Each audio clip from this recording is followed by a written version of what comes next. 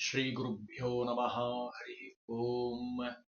यतो जन्माद्यस्य श्रुतिसुनयमानैकविषयात् स्वतन्त्रस्तन्त्रज्ञो गुरुरपि गुरोर्यश्च जगताम् विमूढा यत्तत्त्वं प्रकटमिह वेत्तुं सुमनसो मुकुन्दं ध्यायामा वहतकुहकं तं स्वमहसा सर्वविघ्नः प्रशमनं सर्वसिद्धिकरं परं सर्वजीवप्रणेतारम् वन्दे विजयतं हरिं करोतु मम कल्याणं। हरिर्हयमुखाभिदः गुरुश्च मध्वनामा मे वरदोऽस्तु निरन्तरम्। वाणिते करवण्यम्बचरणूरति सर्वदा मद्वाक्यसरणीर्भूयात् श्रीमदाचार्यभावग समाश्रये गुरुं भक्त्या महाविश्वासपूर्वकं निक्षिपे सर्वभारांश्च गुरो ಶ್ರೀಪಾದಪಂಕಜೇ। ನಾರದೀಯ ಪುರಾಣದಲ್ಲಿ ಬಹಳ ಸುಂದರವಾಗಿ ಅನೇಕ ವಿಷಯಗಳನ್ನ ನಾವು ತಿಳಿದಿದ್ದೀವಿ. ಇವತ್ತು ನಾವು ತಿಳಿಲಿಕ್ಕೆ ಹೊರಟಿರುವಂಥದ್ದು ಸನತ್ ಕುಮಾರರಿಗೆ ಭಗವಂತ ಸಾಕ್ಷಾತ್ ಆಗಿ ರಾಮದೇವರು ಉಪದೇಶವನ್ನ ಮಾಡಿರುವಂತಹ ಹನುಮಂತ ದೇವರ ಕವಚ ಬಹಳ ಶ್ರೇಷ್ಠವಾಗಿರುವಂಥದ್ದು. ಯಸ್ಯ ಈ ಕವಚವನ್ನ ಯಾರು ಪಠನ ಪಾರಾಯಣವನ್ನ ಮಾಡ್ತಾರೋ ಅವರಿಗಾಗುವಂತ ಲಾಭ ಏನು ಅಂದ್ರೆ ಭೂತ ಪ್ರೇತಾರಿಜಂ ದುಃಖಂ ನಾಶಮೇತಿ ನ ಸಂಶಯ. ಭೂತ ಪ್ರೇತಗಳ ಭಯ ಅವರಿಗೆ ಬಿಟ್ಟು ಹೋಗುವಂಥದ್ದು, ಶತ್ರುಗಳಿಂದ ಭಯ ಪರಿಹಾರ ಆಗುವಂಥದ್ದು.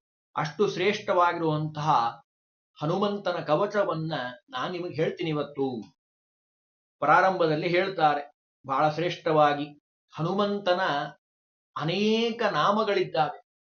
ಆಯಾ ನಾಮಗಳು ನಮ್ಮನ್ನ ಕವಚದಂತೆ ನಮ್ಮನ್ನ ರಕ್ಷಣೆ ಮಾಡಲಿ ಅಂತ ಪ್ರಾರ್ಥನೆಯನ್ನ ಮಾಡ್ತಾ ಇದ್ದಾರೆ. ಪ್ರಾರಂಭದಲ್ಲಿ ಹೇಳ್ತಾರೆ ಹನುಮಾನ್ ಪೂರ್ವತಃ ಪಾತು ದಕ್ಷಿಣೆ ಪವನತ್ಮಜಃ. ಶ್ಲೋಕದಲ್ಲಿ ಬಹಳ ವಿಸ್ತಾರವಾಗಿ ಹೇಳ್ತಾರೆ ಹನುಮಂತ ಅನ್ನುವಂತಹ ರೂಪ ಏನಿದೆ ಅಲ್ಲ ಅದು ನಮಗೆ ಪೂರ್ವದಲ್ಲಿ ರಕ್ಷಣೆ ಮಾಡಲಿ, ವಾಯುಕುಮಾರನಾಗಿರುವಂತಹ ರೂಪ ಅದು ದಕ್ಷಿಣದಲ್ಲಿ ರಕ್ಷಣೆ ಮಾಡಲಿ. ಮುಂದೆ ಹೇಳ್ತಾರೆ ಪಾತುಹು ಪ್ರತೀಚ್ಯಾಂ, ಅಕ್ಷಯ ಕುಮಾರನನ್ನ ಸಂಹಾರ ಮಾಡಿದಂತಹ ರೂಪ ಅದು ನಮ್ಮನ್ನ ಪಶ್ಚಿಮದಲ್ಲಿ ರಕ್ಷಣೆ ಮಾಡಲಿ.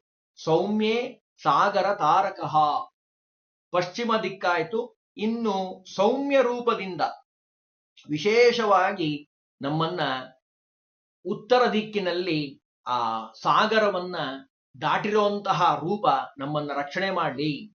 ಊರ್ಧ್ವಂ ಪಾತು ಕಪಿಶ್ರೇಷ್ಠ ಕೇಸರಿ ಪ್ರಿಯನಂದನ ಅಧಸ್ತಾದ್ ವಿಷ್ಣು ಭಕ್ತಸ್ತು ಪಾತು ಮಧ್ಯೆ ಚ ಪಾವನಿಹಿ. ಕೇಸರಿ ಪುತ್ರನಾಗಿರುವಂತಹ ಹನುಮಂತ ಊರ್ಧ್ವ ದಿಕ್ಕಿನಲ್ಲಿ, ವಿಷ್ಣು ಭಕ್ತನಾಗಿರುವಂತಹ ರೂಪ ಅದು ಅಧೋ ದಿಕ್ಕಿನಲ್ಲಿ, ವಾಯುಪುತ್ರನಾಗಿರುವಂತಹ ರೂಪ ಮಧ್ಯದಲ್ಲಿ ನನ್ನನ್ನ ರಕ್ಷಣೆ ಮಾಡಲಿ. ಎಷ್ಟು ಸುಂದರವಾಗಿ ಹೇಳ್ತಾರೆ ನೋಡಿ. ವಾಯುದೇವರ ಒಂದೊಂದು ರೂಪಗಳು ನಮ್ಮನ್ನ ಎಲ್ಲ ಕಡೆ ರಕ್ಷಣೆ ಮಾಡಬೇಕಂತ ದಾಸರಾಯರು ಒಂದ್ ಕಡೆ ಹೇಳ್ತಾರೆ ಬಹಳ ಸುಂದರವಾಗಿ. ಸರ್ವ ಜೀವೋತ್ತಮನೆ ನಿನ್ನಯ, ಜೀವೋತ್ತಮರಾಗಿರುವಂಥವರು ವಾಯುದೇವರು. ಆ ವಾಯುದೇವರ ವರ್ಣನೆಯನ್ನು ಮಾಡ್ತಾರೆ. ಸರ್ವ ಜೀವೋತ್ತಮನೆ ನಿನ್ನಯ ಮೊರೆಯ ಹೊಕ್ಕೆನು ಮಾರುತಾತ್ಮಜ, ಬರುವ ಭಕ್ತರಿಗೊರವ ಕೊಡುವಂಥ ಬಿರುದು ನಿನ್ನದೋ ಭಾರತೀಶ, ಮರೆಯದೆ ಸಲಹೆನ್ನನು. ಎಷ್ಟು ಸುಂದರವಾಗಿ ಪ್ರಾರ್ಥನೆಯನ್ನ ಮಾಡ್ತಾರೆ. ಅಂತಹ ಹನುಮಂತ ದೇವರ ಸ್ತೋತ್ರವನ್ನು ನಾವು ನೋಡ್ತಾ ಇದ್ದೀವಿ. ಮುಂದೆ ಹೇಳ್ತಾರೆ ಲಂಕಾ ವಿದಾಹಕಪ್ಪಾತು ಸರ್ವಾಪದ್ಯೋ ನಿರಂತರಂ, ಸುಗ್ರೀವ ಸಚಿವ ಪಾತು ಮಸ್ತಕಂ ವಾಯುನಂದನಃ. ಶ್ಲೋಕದಲ್ಲಿ ವಿಸ್ತಾರವಾಗಿ ಹೇಳ್ತಾರೆ ಲಂಕಾ ದಹನ ಮಾಡಿದಂತಹ ಸಕಲ ಆಪತ್ತುಗಳನ್ನ ಪರಿಹಾರ ಮಾಡುವಂತಹ ಹನುಮಂತ ನನ್ನನ್ನ ಎಲ್ಲ ಕಡೆಯಿಂದ ರಕ್ಷಣೆ ಮಾಡಲಿ. ಸುಗ್ರೀವನಿಗೆ ಮಂತ್ರಿ ಸ್ಥಾನದಲ್ಲಿ, ಮುಖ್ಯಮಂತ್ರಿ ಸ್ಥಾನದಲ್ಲಿರುವಂತಹ ರೂಪ ಅದು ನನ್ನ ಶಿರಸ್ಸನ್ನ ರಕ್ಷಣೆ ಮಾಡಲಿ. ವಾಯುಪುತ್ರ ಹಣೆಯನ್ನ ಮಹಾವೀರ ಅಂತ ಅನಿಸ್ಕೊಂಡಿರುವಂತಹ ಹನುಮಂತ ಆ ರೂಪದಿಂದ ಹುಬ್ಬುಗಳನ್ನ ಅದರ ಮಧ್ಯದಲ್ಲಿರುವಂಥದ್ದನ್ನ ಯಾವಾಗಲೂ ರಕ್ಷಣೆ ಮಾಡಲಿ. ಎಷ್ಟು ಸುಂದರವಾಗಿ ಹೇಳ್ತಾರೆ ನೋಡ್ರಿ. ಫಾಲಂಪಾತು ಮಹಾವೀರೋ ಭ್ರುವೋರ್ ಮಧ್ಯೆ ನಿರಂತರವಾಗಿ ರಕ್ಷಣೆ ಮಾಡಲಿ. ನೇತ್ರೇ ಛಾಯಾಪಹಾರೀ ಚ ಪಾತು ನಃ ಪ್ಲವಗೇಶ್ವರಃ. ಛಾಯಾಪಹಾರಿಯಾದ ಕಪೀಶ್ವರ ನನ್ನ ನೇತ್ರಗಳನ್ನ ರಕ್ಷಣೆ ಮಾಡಲಿ. ರಾಮಸೇವಕನಾಗಿರುವಂತ ಹನುಮಂತ ಆ ರೂಪ ನನ್ನ ಕೆನ್ನೆಯನ್ನ, ಕಿವಿಯ ಮೂಲಸ್ಥಾನಗಳನ್ನ ರಕ್ಷಣೆ ಮಾಡಲಿ. ಅಂಜನಾ ಪುತ್ರನಾಗಿರುವಂತಹ ಆಂಜನೇಯ ಅಂತ ಅನಿಸ್ಕೊಂಡಿರುವಂತಹ ರೂಪ ನನ್ನ ಮೂಗಿನ ಕೊನೆಯ ಭಾಗವನ್ನ, ಕಪೀಶ್ವರ ನನ್ನ ಬಾಯಿಯನ್ನ ರಕ್ಷಣೆ ಮಾಡಲಿ. ನಾಸಾಗ್ರ ಮಂಜನೀಸೂನು ಪಾತು ವಕ್ತ್ರಂ ಹರೀಶ್ವರ ಪಾತು ಕಂಠೇತು ದೈತ್ಯಾರಿ ಸ್ಕಂದೋಪಾತು ಸುರಾರಿಜಿತ ಭುಜೋಪಾತು ಮಹಾತೇಜಾಹ ಕರೋಚ ಚರಣಾಯುಧ. ನೋಡಿ, ಹನುಮಂತ ದೇವರ ಒಂದೊಂದು ರೂಪಗಳು ಒಂದೊಂದು ಅಗ್ಗವನ್ನ ರಕ್ಷಣೆ ಮಾಡಲಿ ಅಂತಾರೆ. ಇನ್ ಮುಂದೆ ಹೇಳ್ತಾರೆ, ನಖಾಯುಧವನ್ನ ಧರಣೆ ಮಾಡಿರುವಂತಹ ಉಗುರುಗಳನ್ನ ರಕ್ಷಣೆ ಮಾಡಲಿ. ಕಪೀಶ್ವರ ಅಂತ ಅನಿಸ್ಕೊಂಡಿರುವಂತಹ ರೂಪದಿಂದ ಹೊಟ್ಟೆಯನ್ನ ರಕ್ಷಣೆ ಮಾಡಲಿ. ಮುದ್ರೆಯನ್ನ ಕೊಟ್ಟಿರುವಂಥವನು ವಕ್ಷಸ್ಥಳ ರೂಪವನ್ನು ರಕ್ಷಣೆ ಮಾಡಲಿ. ಭುಜಾಯುಧನಾಗಿರುವಂಥವನು ನನ್ನ ಪಾರ್ಶ್ವಗಳನ್ನ ರಕ್ಷಣೆ ಮಾಡಲಿ. ವಕ್ಷೋಭುತ್ ಮುದ್ರಾಪಹಾರೀಚ ಪಾತು ಪಾರ್ಶ್ವೇ ಭುಜಾಯುಧ. ಇನ್ನು ಮುಂದೆ ಲಂಕೆಯನ್ನ ಹಾಳು ಮಾಡಿ ದಹನವನ್ನ ಮಾಡಿದಂತಹ ಗಂಡುಗಲಿ ಆ ಹನುಮಂತನ ರೂಪ ನನ್ನ ಬೆನ್ನಿನ ಹಿಂಭಾಗವನ್ನ ರಕ್ಷಣೆ ಮಾಡಲಿ. ಲಂಕಾ ನಿರ್ಭರ್ಜನ ಪಾತು ಪೃಷ್ಠದೇಶೇ ನಿರಂತರಂ ನಾಭಿಂ ಶ್ರೀರಾಮಭಕ್ತಸ್ತು ಕಟಿಂ ಪಾತ್ವ ನಿಲಾತ್ಮಜಃ. ನನ್ನ ಕಟಿಯನ್ನ ರಾಮಭಕ್ತನಾಗಿರುವಂತ ಹನುಮಂತ ದೇವರು ನನ್ನ ರಕ್ಷಣೆ ಮಾಡಲಿ. ಇನ್ನು ಮಹಾಜ್ಞಾನಿಯಾಗಿರುವಂತ ಗುಷ್ಯಂ ಪಾತು ಮಹಾಪ್ರಾಜ್ಞ. ನಾನು ಇನ್ನೇ ಹೇಳಿದ್ದೀನಿ, ವಾಯು ಅನ್ನೋ ಶಬ್ದಕ್ಕೆ ಅರ್ಥ ಜ್ಞಾನ ಮತ್ತು ಬಲದ ದೇವತೆಯಾಗಿರುವಂತ ಹನುಮಂತ ದೇವರು ನನ್ನನ್ನು ರಕ್ಷಣೆ ಮಾಡಲಿ. ಅತಿಥಿಗಳನ್ನ ರಕ್ಷಣೆ ಮಾಡುವಂತಹ ರೂಪದಿಂದ ತೊಡೆಗಳನ್ನ, ಲಂಕೆಯನ್ನ ಸುಟ್ಟು ಹಾಕಿರುವಂತಹ ಆ ರೂಪ ನನ್ನ ತೊಡೆ ಮತ್ತು ಕಾಲುಗಳನ್ನ ರಕ್ಷಣೆ ಮಾಡಲಿ. ಊರೂಚ ಜಾನುನಿ ಪಾತು ಲಂಕಾ ಪ್ರಾಸಾದ ಭಂಜನ. ಕೊನೆಗೊಂದು ಮಾತು ಹೇಳ್ತಾರೆ, ಅಂಗಾನಿ ಪಾತು ಸತ್ವಾಡ್ಯ ಪಾತು ಪಾತಾಂಗುಲಿ ಸದಾ ಮುಖಾಂಗಾನಿ ಮಹಾಶೂರ ಪಾತು ರೋಮಾನಿ ಚಾತ್ಮವಾನ್. ಎಷ್ಟು ಸುಂದರವಾಗಿ ಹೇಳ್ತಾರೆ ನೋಡಿ. ಸತ್ವಪೂರ್ಣವಾಗಿರುವಂತಹ ಅಂಗಗಳಿಂದ ಕೂಡಿರುವಂತಹ ಆ 32 ಲಕ್ಷಣಗಳ ಸಾಕಾರ ಮೂರ್ತಿ ಹನುಮಂತ ದೇವರು ನನ್ನನ್ನ ಎಲ್ಲಾ ರೀತಿಯಿಂದಲೂ ರೋಮ ಸಹಿತವಾಗಿ ರಕ್ಷಣೆಯನ್ನ ಮಾಡಲಿ. ದಿವಾರಾತ್ರೋ ತ್ರಿಲೋಕೇಶು ಸದಾಗತಿ ಅಂದ್ರೆ ವಾಯು ಸಂಚಾರ ನಿರಂತರವಾಗಿರುವಂಥದ್ದು. ಎಲ್ಲೂ ಒಂದ್ ಕಡೆ ಕೂಡೋದಿಲ್ಲ. ಗಾಳಿ ಎಲ್ಲರ ನಿಂತಿದ್ ನಾವು ನೋಡಿದ್ದೀವ? ಎಲ್ಲೂ ಇಲ್ಲೇ ಇಲ್ಲ, ಹೋಗ್ತಾ ಇರ್ತದೆ. ಹಾಗೆ ಬೆಳಗ್ಗೆ ಆಗಿರಬಹುದು, ರಾತ್ರಿ ಆಗಿರಬಹುದು, 3 ಲೋಕಗಳಲ್ಲಾಗಿರಬಹುದು, ಸದಾ ಗತಿಶೀಲನಾಗಿರುವಂತಹ ಹನುಮಂತ ದೇವರು ನನ್ನನ್ನ ಪಿಬಂತಂ ಜಕ್ಷತಂ ಕವಿ ಸರ್ವಕಾಲಗಳಲ್ಲಿ ರಕ್ಷಣೆ ಮಾಡಲಿ. ಯಾವಾಗ ಏನಾಗ್ತದೋ ಯಾರಿಗೂ ಗೊತ್ತಿಲ್ಲ. ಹಾಗಾಗಿ ನನ್ನನ್ನು ರಕ್ಷಣೆ ಮಾಡಲಿ. ಲೋಕೋತ್ತರ ಗುಣ ಶ್ರೀಮಾನ್ ಪಾತು ತ್ರ್ಯಂಬಕ ಸಂಭವ. ಎಷ್ಟು ಸುಂದರವಾಗಿ ಹೇಳ್ತಾರೆ ನೋಡಿ. ಲೋಕೋತ್ತರವಾದ ಗುಣಗಳಿಂದ ಕೂಡಿರುವಂತವರು ಹನುಮಂತ ದೇವರು. ಅವರು ನನ್ನನ್ನ ಆಳವಾದ ನೀರಿನಲ್ಲಿ ಮುಳುಗಿರುವಂತಹ ಸಂದರ್ಭದಲ್ಲೂ ರಕ್ಷಣೆ ಮಾಡಲಿ. ಅಲ್ರಿ, ನಾವು ಮನೆಯಲ್ಲೇ ಕೂತಿರ್ತೀವಿ, ನಾವೆಲ್ಲಿ ಮುಳುಗಿವಿ ಅಂತ ಅನ್ಬೇಡ್ರಿ. ಸಮುದ್ರದ ಆಳದಲ್ಲಿ ನಾವು ಮುಳುಗಿಬಿಟ್ಟಿದ್ದೀವಿ, ಸಂಸಾರ ಸಮುದ್ರದಲ್ಲಿ ಮುಳುಗಿದ್ದೀವಿ. ಅಲ್ಲಿಂದ ರಕ್ಷಣೆ ಮಾಡಲಿ. ಸ್ಥಳೇ ಅಂತರಿಕ್ಷೇ ಹೆಗ್ನೋವಾ ಪರ್ವತೆ ಸಾಗರೆ ಧ್ರುವೆ ಸಂಗ್ರಾಮೇ ಸಂಕಟೆ ಘೋರೆ ವಿರಾಟ್ ರೂಪ ಧರೋವತ್. ಎಷ್ಟು ಸುಂದರವಾಗಿ ಹೇಳ್ತಾರೆ ನೋಡಿ. ವಿರಾಟ್ ರೂಪವನ್ನ ಲಂಕೆಗೆ ಹಾರೋ ಸಂದರ್ಭದಲ್ಲಿ ಹನುಮಂತ ದೇವರು ದೊಡ್ಡದಾಗಿರುವಂತಹ ಬೃಹದಾಕಾರವಾಗಿರುವಂತಹ ರೂಪವನ್ನು ತೆಗೆದುಕೊಂಡಿದ್ದಾರೆ. ಕಾರಣ ಏನು ಅಂದ್ರೆ, ನಾನು ಬಹಳ ಸರಿ ಹೇಳ್ತಿರ್ತೀನಿ, ಇಂಗ್ಲಿಷ್ ನಲ್ಲಿ 2 ವರ್ಡ್ ಇದೆ, ಕರೇಜ್ ಮತ್ತು ಎನ್ಕರೇಜ್ ಅಂತ. ಎಲ್ಲ ಕಪಿಗಳಿಗೆ ನಿರಾಸೆ ಆಗ್ಬಿಟ್ಟಿತ್ತು. ನಾವೇನ್ರಿ ಸಮುದ್ರ ದಾಟ್ತೀವಿ, ಸಾಧ್ಯನೇ ಇಲ್ಲ. ಅವರಿಗೆ ಕರೇಜ್ ಕೊಡೋದಷ್ಟೇ ಅಲ್ಲ, ಎನ್ಕರೇಜ್ ಮಾಡುವಂತಹ ರೂಪ, ಅಷ್ಟು ದೊಡ್ಡದಾಗಿರುವಂತಹ ರೂಪವನ್ನು ತೆಗೆದುಕೊಂಡು ಎಲ್ಲರಿಗೂ ಧೈರ್ಯವನ್ನ ತುಂಬಿ ಹೊರಟಿರುವಂತಹ ಹನುಮಂತ. ಅದನ್ನಿಲ್ಲಿ ಹೇಳ್ತಾರೆ, ವಿರಾಟ್ ರೂಪವನ್ನು ಧಾರಣೆ ಮಾಡಿರುವಂತಹ ಹನುಮಂತ ಭೂಮಿ, ಅಂತರಿಕ್ಷ, ಅಗ್ನಿ, ಬೆಟ್ಟ, ಸಮುದ್ರ, ವೃಕ್ಷ, ಯುದ್ಧ, ಭಯಂಕರ ವ್ಯಸನ, ಈ ಎಲ್ಲಗಳಿಂದ ನಮ್ಮನ್ನ ರಕ್ಷಣೆ ಮಾಡಲಿ. ಜೊತೆಗೆ ಶಾಕಿನಿ, ಡಾಕಿನಿ, ಭೂತ ಪ್ರೇತಗಳೇನಿದ್ದಾವಲ್ಲ, ಪಿಶಾಚಿಗಳು, ಸರ್ಪಗಳು, ಪಿಶಾಚೋರಗ ರಾಕ್ಷಸೀಹಿ, ರಾಕ್ಷಸರಾಗಿರಬಹುದು, ಪಿಶಾಚಿಗಳಾಗಿರಬಹುದು, ಅವೆಲ್ಲಗಳಿಂದ ರಕ್ಷಣೆ ಮಾಡ್ಲಿ. ಇಷ್ಟೇ ಅಲ್ಲ, ದಿವ್ಯಧರು, ಇಷ್ಟೊಂದು ಶಕ್ತಿ ಬರಲಿಕ್ಕೆ ಕಾರಣ ಏನು? ದಿವ್ಯಧರೋ, ದೇಹವನ್ನ ಧಾರಣೆ ಮಾಡಿದ್ದಾರೆ.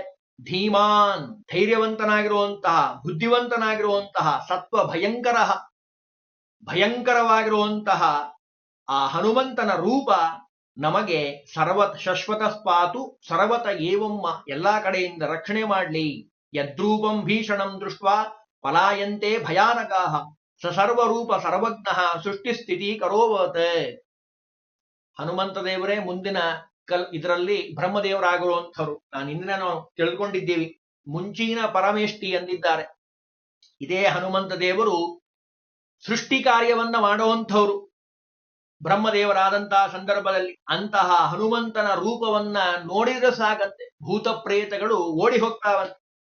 ಯಾಕೆ ಅಂದ್ರೆ ಅಂತಹ ಸ್ವಯಂ ಬ್ರಹ್ಮ, ಸ್ವಯಂ ವಿಷ್ಣು, ಸಾಕ್ಷಾತ್ ದೇವೋ ಮಹೇಶ್ವರ, ಸೂರ್ಯಮಂಡಗಲ ಶ್ರೀಧಃ ಪಾತುಸ್ಕಾಲ ತ್ರಯೇಪಿಮಾ. ಹನುಮಂತ ದೇವರು ವಿಶೇಷವಾಗಿ ಭಗವಂತನ ಪ್ರತಿಬಿಂಬರಾಗಿರುವಂಥವು, ಭಗವಂತನ ವಿಶೇಷ ಸನ್ನಿಧಾನ ಪಾತ್ರರು. ಹಾಗಾಗಿ ಅವರ ಹೆಸರನ್ನ ಹೇಳಿದ್ರೆ ಸಾಕಂತೆ, ಯಸ್ಯ ಶಬ್ದ ಮುಪಾಕರ್ಣ್ಯ ದೈತ್ಯ ದಾನವ ರಾಕ್ಷಸಾಹ. ಹನುಮಂತ ದೇವರ ಹೆಸರನ್ನ ಹೇಳಿದ್ರೆ ಸಾಕಂತೆ ಎಲ್ಲಾ ಭೂತ ಪ್ರೇತ ಪಿಶಾಚಾದಿಗಳು ಪಲಾಯಂತೆ ಓಡಿ ಹೋಗ್ತಾವಂತೆ. ಅಂತಹ ಅತ್ಯದ್ಭುತವಾದ ರೂಪ ಹನುಮಂತ ದೇವರದು. ಅಂತಹ ಹನುಮಂತ ದೇವರ ಕಥೆಯನ್ನ ಯಸ್ಯಾನೇಕ ಕಥಾ ಪುಣ್ಯಾ ಶ್ರೂಯಂತೆ ಪರಿಕಲ್ಪತೆ. ಯಾವತ್ತೋ ಒಂದ್ ದಿವಸ ಹನುಮತ್ ಜಯಂತಿ, ಹನುಮದ್ವ್ರತ, ಆ ಸಂದರ್ಭದಲ್ಲಿ ಅಷ್ಟೇ ಅಲ್ಲಪ್ಪ, ನಿತ್ಯದಲ್ಲಿ ಹನುಮಂತ ದೇವರ ಕಥೆಯನ್ನ ಶ್ರವಣ ಮಾಡುವಂಥವನು ಯಾರಿದ್ದಾನೋ ಅವನಿಗೆ ಸಭಾಯ ಭಯ ವಿನಿರ್ಮುಕ್ತ ಭವಂತಿ ಸ್ವಕೃತಾನುಗಾಹ. ಭಯದಿಂದ ನಿರ್ಮುಕ್ತನಾಗ್ತಾನೆ, ವಿಶೇಷವಾಗಿ ಪುಣ್ಯ ಪ್ರಾಪ್ತಿಯಾಗತ್ತೆ, ಯಾರ ಭಯ ಉಂಟಾಗೋದಿಲ್ಲ. ಅಷ್ಟೆಲ್ಲ ಹೇಳ್ತಾರೆ, ಅಷ್ಟು ಸುಂದರವಾಗಿರುವಂಥದ್ದು. ಜೊತೆಗೆ ಋಗ್ವೇದ ಸಾಮ ರೂಪಾಶ್ಚ ಪ್ರಣವಸ್ತ್ರಿ. ನೋಡಿ, ಋಗ್ವೇದ, ಯಜುರ್ವೇದ, ಅಥರ್ವಣವೇದ, ಸಾಮವೇದ, ಯಾವುದೇ ವೇದಗಳಾಗಿರಬಹುದು, ಲಕ್ಷ್ಮೀನಾರಾಯಣರ ನಂತರ ಸಕಲ ವೇದ ಪ್ರತಿಪಾದ್ಯರಾಗಿರುವಂಥವರು ಹನುಮಂತ ದೇವರು. ಅಂತಹ ಹನುಮಂತ ದೇವರಿಗೆ ನಮಸ್ಕಾರ ಮಾಡಬೇಕು. ಈ ಶ್ಲೋಕವನ್ನ ಹನುಮತ್ ಜಯಂತಿ ದಿವಸ ವಿಶೇಷವಾಗಿ ಪಾರಾಯಣ ಮಾಡಬೇಕು. ನಮೋ ಹನುಮತೆ ತಸ್ಮೈ ನಮೋ ಭಾರತ ಸೂನವೇ ನಮಃ ಶ್ರೀರಾಮ ಭಕ್ತಾಯ ಶ್ಯಾಮಾಯ ಮಹತೇ ನಮಃ. ಸುಮಾರು ಶ್ಲೋಕಗಳನ್ನು ಹೇಳ್ತಾರೆ. ಒಂದೊಂದೇ ಶ್ಲೋಕ ನೋಡೋಣ. ನಮೋ ಹನುಮತೆ, ನಮಸ್ಕಾರ ಮಾಡ್ತೀನಿ ಹನುಮಂತ, ನಿನಗೆ ಜ್ಞಾನವಂತನಾಗಿರುವಂತ ಹನುಮಂತ ನಿನಗೆ ನಮಸ್ಕಾರ ಮಾಡ್ತೀನಿ. ವಾಯುಪುತ್ರನೇ ನಿನಗೆ ನಮಸ್ಕಾರ ಮಾಡ್ತೀನಿ. ರಾಮ ಭಕ್ತ ಅಂತ ಅನಿಸ್ಕೊಂಡಿರುವಂತಹ ಹನುಮಂತ ನಿನಗೆ ನಮಸ್ಕಾರ ಮಾಡ್ತೀನಿ. ಇನ್ನು ಮುಂದೆ ಹೇಳ್ತಾರೆ, ನಮೋ ವಾನರ ವೀರಾಯ ಸುಗ್ರೀವ ಸ್ನೇಹಕಾರಿಣಿ ಲಂಕಾ ವಿದಾಹಯಾನಾಥ ಮಹಾಸಾಗರ ತಾರಿಣಿ. ಲಂಕಾವನ್ನ ಸುಟ್ಟಾಕ್ದಂಥವನು, ಒಂದೇ ಲಂಕಾ ಭಯಂಕರಂ ಅಂತಾರೆ. ಅಂತಹ ಹನುಮಂತ ದೇವರ ಶ್ಲೋಕ ಇದು ನಿತ್ಯದಲ್ಲಿ ಹೇಳಬೇಕಾಗಿರುವಂಥದ್ದು. ಇನ್ನು ಮುಂದೆ ಹೇಳ್ತಾರೆ, ಸೀತಾಶೋಕ ವಿನಾಶಾಯ ರಾಮಮುದ್ರಾಧರಾಯ ಚ ರಾವಣಾಂತಕ ನಿಧಾನಾಯ ನಮಃ ಸರ್ವೋತ್ತರಾತ್ಮನೇ. ಎಷ್ಟು ಶ್ರೇಷ್ಠವಾದ ಶ್ಲೋಕಗಳನ್ನು ಹೇಳ್ತಾರೆ ಅಂದ್ರೆ ನಾರದೀಯ ಪುರಾಣ ಬಹಳ ಸುಂದರವಾಗಿ ಹೇಳ್ತದೆ. ಈ ಹನುಮಂತ ದೇವರ ಯಾರು ಚರಿತ್ರೆಯನ್ನ, ಹನುಮಂತನ ಸ್ಮರಣೆಯನ್ನ ಮಾಡ್ತಾರೆ, ಅವರ ಕಥೆಯನ್ನ ಕೇಳ್ತಾರೋ, ಹಾಡಿನಲ್ಲೂ ದಾಸರಾಯರು ಹೇಳಿ ತೋರಿಸಿದ್ದಾರೆ. ಸೀತಾವಲ್ಲಭ ರಾಮ ಪಾದಾಂಬುಜ ಧೂತನೆಂದೆನಿಸಿದೆಯೋ. ನಾ ಹೇಳಿದ್ನಲ್ಲ ಈಗ ಶ್ಲೋಕ, ಅದಕ್ಕೆ ಕನ್ನಡದಲ್ಲಿ ದಾಸರಾಯರು ಹೇಳಿರುವಂತಹ ಮಾತು. ಹನುಮಂತ ದೇವರು ರಾಮ ಸೇವಕನಾಗಿ ಮುಂದೆ ಹೇಳ್ತಾರೆ, ಸೀತಾವಲ್ಲಭ ರಾಮ ಪಾದಾಂಬುಜ ಧೂತನೆಂದೆನಿಸಿದೆಯೋ. ಮಾತೆಗಿತ್ತು ಮುದ್ರಿಕೆಯನು ಘಾತಕ ರಾವಣನ ಪುರದಿ ಕಾರ್ತಿಕೋತ್ಸವ ಮಾಡಿ ಮಂಗಳಾರ್ತಿ ಬೆಳಗೆದೆ ಬಾಲದಿಂದ. ಮರೆಯದೆ ಸಲಹೆನ್ನನು ಯಾದವಗಿರಿ ಎಷ್ಟು ದೊರೆ ಮಂಗರಾಯ. ಮಾತೆಗೆ ಮುದ್ರಿಕೆಯನ್ನ ಕೊಡೋದಷ್ಟೇ ಅಲ್ಲ, ಘಾತಕನಾಗಿರುವಂತಹ ರಾವಣನ ಪುರದಿ ಒಳ್ಳೆ ದೀಪವನ್ನ ಹಚ್ಚಿದ್ದಾರೆ. ಎಂಥ ದೀಪರೇ ಅದು, ಜೀವನದಲ್ಲಿ ಯಾರ್ಯಾರು ಹಚ್ಲಿಕ್ಕೆ ಸಾಧ್ಯ ಇಲ್ಲ. ರಾಮದೇವರಿಗೆ ಪ್ರೀತ್ಯರ್ಥಕವಾಗಿ ಕಾರ್ತಿಕೋತ್ಸವ ಮಾಡಿ ಬಾಲದಲ್ಲಿ ಮಂಗಳಾರತಿ ಮಾಡಿದ್ದಾರಂತೆ ರಾಮದೇವರಿಗೆ. ಅಲ್ಲೇ ಕೂತಲ್ಲೇ ಎಲ್ಲ ಕಡೆ ವ್ಯಾಪಿಸಿರುವಂತಹ ಭಗವಂತನಿಗೆ ಅಂತಹ ಶಕ್ತಿ ಸಾಮರ್ಥ್ಯ ನಮ್ಮ ಹನುಮಂತ ದೇವರದು. ಅದನ್ನಿಲ್ಲಿ ಹೇಳ್ತಾರೆ, ಅಕ್ಷಸ್ಯ ವದಕರ್ತೇಚ ಬ್ರಹ್ಮಶಸ್ತ್ರ ನಿವಾರಣೆ ಲಕ್ಷ್ಮಣಾಂಗ ಮಹಾಶಕ್ತಿರ ಜಾತಕಾಕ್ಷತ ವಿನಾಶಿನಿ. ಅಕ್ಷಯ ಕುಮಾರನನ್ನ ಬಟ್ಟೆ ಒಗೆದ ಹಾಗೆ ಒಗೆದು ಸಂಹಾರ ಮಾಡಿದ್ದಾರೆ. ಅಕ್ಷಯ ಕುಮಾರನನ್ನ ಬ್ರಹ್ಮಾಸ್ತ್ರವನ್ನ ತಡೆದು ಹಿಡಿಯುವಂಥವ್ರು. ಅಷ್ಟು ಶಕ್ತಿ ಇದ್ರೂ ಆ ರಾವಣನನ್ನ ನೋಡ್ಲಿಕ್ಕೋಸ್ಕರವಾಗಿ ಆ ಬ್ರಹ್ಮಾಸ್ತ್ರದಿಂದ ಕಟ್ಟಿ ಹಾಕಿಸಿಕೊಂಡ ಹಾಗೆ ನಾಟಕವನ್ನ ಮಾಡಿ ಬ್ರಹ್ಮದೇವರಿಗೆ ಗೌರವವನ್ನು ಕೊಟ್ಟಿದ್ದಾರೆ. ದೊಡ್ಡವರಿಗೆ ಹೇಗೆ ಗೌರವ ಕೊಡಬೇಕು ಅಂತ ತಾವು ಮಾಡಿ ತೋರಿಸಿದ್ದಾರೆ. ಅದನ್ನೆಲ್ಲ ವರ್ಣನೆ ಮಾಡ್ತಾರೆ. ರಕ್ಷೋಜ್ಞಾಯ ರಿಪುಜ್ಞಾಯ ಭೂತಜ್ಞಾಯ ನಮೋ ನಮಃ ಶ್ಲೋಕದಲ್ಲಿ ವಿಸ್ತಾರವಾಗಿ ಹೇಳ್ತಾರೆ. ವಜ್ರ ಶರೀರವಾಗಿರುವಂಥದ್ದು ಹನುಮಂತ ದೇವರ ಶರೀರ. ಅಂತಹ ಹನುಮಂತ ನೀನು ನನಗೆ ಅನುಗ್ರಹವನ್ನ ಮಾಡು. ನಖಾಯುಧಾಯ ಭೀಮಾಯ ದಂತಾಯುಧ ಧರಾಯ ಚ ವಿಹಂಗಮಾಯ ಶೈವಾಯ ವಜ್ರದೇಹಾಯ ತೇ ನಮಃ. ನಾವೆಲ್ಲ ಅನ್ಕೊಂಡಿದ್ದೀವಿ ಗರುಡ ಪಕ್ಷಿ ಬಹಳ ವೇಗವಾಗಿ ಹಾರುವಂಥದ್ದು, ಅದು ಸತ್ಯವೂ ಹೌದು. ಆದರೆ ವಿಷ್ಣು ಸಹಸ್ರನಾಮದಲ್ಲಿ ಗರುಡ ವಾಹನ ಅಂತ ಭಗವಂತನ ಕರೆದಿದ್ದಾರೆ ಅಂತ ಇಲ್ಲ, ಎಲ್ಲೂ ಇಲ್ಲ. ಮತ್ತೇನಿದೆ? ವರದೋ ವಾಯುವಾಹನ. ಅದನ್ನಿಲ್ಲಿ ಹೇಳ್ತಾ ಇದೆ.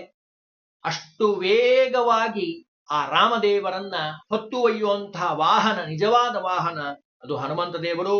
ಅದಕ್ಕೆ ಹೇಳ್ತಾರೆ, ಕೌಪೀನವನ್ನ ಧರಿಸಿರುವಂತಹ ಕೌಪೀನ ವಾಸಸೆ ತುಭ್ಯಂ ರಾಮ ಭಕ್ತಿ ರಥಾಯ ಚ ದಕ್ಷಿಣಾಶಾ ಭಾಸ್ಕರಾಯ ಸತಾಂ ಚಂದ್ರ ದಯೋತ್ಮನೆ.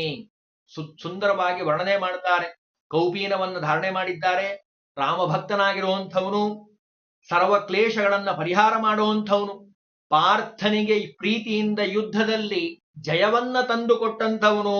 ಎಷ್ಟು ಒಳ್ಳೆ ಸುಂದರವಾಗಿ ಹೇಳ್ತಾರೆ ನೋಡ್ರಿ. ಪಾರ್ಥ ಸಂಗ್ರಾಮ ಸಖ್ಯ ಸಂಜಯಕಾರಿಣಿ. ಯುದ್ಧ ಗೆಲ್ಲಿಕ್ಕೆ ಅರ್ಜುನನಿಗೆ ಕಾರಣ ಯಾರು? ಅದು ಹನುಮಂತ ದೇವರ ಅನುಗ್ರಹ, ಕೃಷ್ಣ ಪರಮಾತ್ಮನ ಅನುಗ್ರಹದಿಂದ. ನಾರದೀಯ ಪುರಾಣ ಹೇಳ್ತಾ ಇದೆ. ಅಂತಹ ಹನುಮಂತ ನಿನಗೆ ನಾನು ನಮಸ್ಕಾರವನ್ನ ಮಾಡ್ತೀನಿ. ಶ್ಲೋಕವನ್ನ ಹೇಳಿದ್ರು. ಕೊನೆಗೊಂದು ಮಾತು ಹೇಳ್ತಾರೆ. ಈ ಶ್ಲೋಕವನ್ನ, ಈ ಪದ್ಯಗಳನ್ನ ಯಾರು ಪಠನ ಪಾರಾಯಣ ಮಾಡ್ತಾರೋ ಇತ್ತೇತತ್ ಖದಿತಂ ವಿಪ್ರ ಮಾರುತೇಹೇ ಕವಚಂ ಶಿವಂ. ಮಂಗಳಪ್ರದವಾಗಿರುವಂತಹ ಈ ಮಾರುತಿ ಕವಚವನ್ನ ಯಾರು ಪಠನ ಪಾರಾಯಣ ಮಾಡ್ತಾರೋ, ಎಲ್ಲರಿಗೂ ಹೇಳಬೇಡ್ರಿ ಅಂತಾರೆ. ಗುಟ್ಟಾಗಿ ಹೇಳಿ, ಎಲ್ಲರಿಗೂ ಹೇಳುವಂತಹ ಅವಶ್ಯಕತೆ ಇಲ್ಲ. ಅಷ್ಟಗಂಧೈರ್ ವಿಲಿಖ್ಯಾತ ಕವಚಂ ಧಾರಯೇತ್ ತತಯಃ ಕಂಠೇ ವಾ ದಕ್ಷಿಣೇ ಬಾಹ ಜಯಸ್ತಸ್ಯ ಪದೇ ಪದೇ. ಇದನ್ನ ಹೇಳಿ ವಿಶೇಷವಾಗಿ ಅಷ್ಟಗಂಧಗಳಿಂದ ಕವಚವನ್ನ ಬರೆದು ಕುತ್ತಿಗೆಯಲ್ಲಿ ಬಲತೋಳಿನಲ್ಲಿ ಯಾರು ಧಾರಣೆ ಮಾಡ್ತಾರೋ, ಲಕ್ಷ ಜಪವನ್ನ ಮಾಡ್ತಾರೋ ಅವರಿಗೆ ಅಶಕ್ಯವಾದದ್ದು, ಅಸಾಧ್ಯವಾದದ್ದು ಅದು ಸಾಧನೆ ಆಗುವಂಥದ್ದಪ್ಪ.